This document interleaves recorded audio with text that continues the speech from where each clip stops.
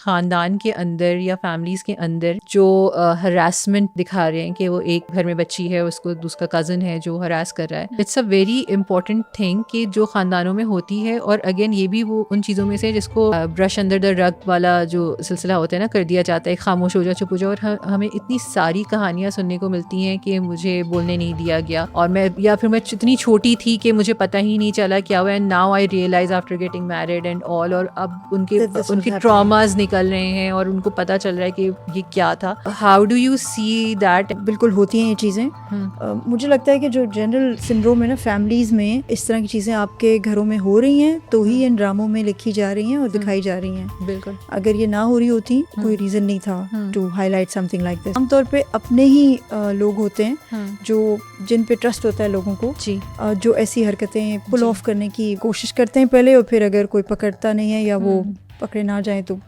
पुल of कर भी देते हैं। द ट्रबल इज कि इन फैमिलीज में लोगों को टैकल करनी नहीं आती ऐसी सिचुएशन। उसकी जो आपको थोड़ी थोड़ी रेड फ्लैग्स या हिंट्स मिल रही होती हैं, वो देखने की आँख डेवलप करनी चाहिए। I can tell about so many families जिनकी 20-20 साल हो गए हैं, 25-25 साल हो गए हैं शादियों के, और वो अभी तक जो है वो ख़ानदानी लड़ाइयों और फसादों और हस्बैंड एंड वाइफ की डायनामिक्स को डिस्कस करने में ही गुजर गए।